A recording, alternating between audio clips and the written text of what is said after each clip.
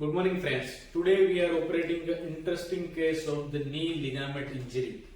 Hi, I am Dr. Samir Panchani, consultant orthopedic surgeon at Aditya Birla Hospital, Verapat.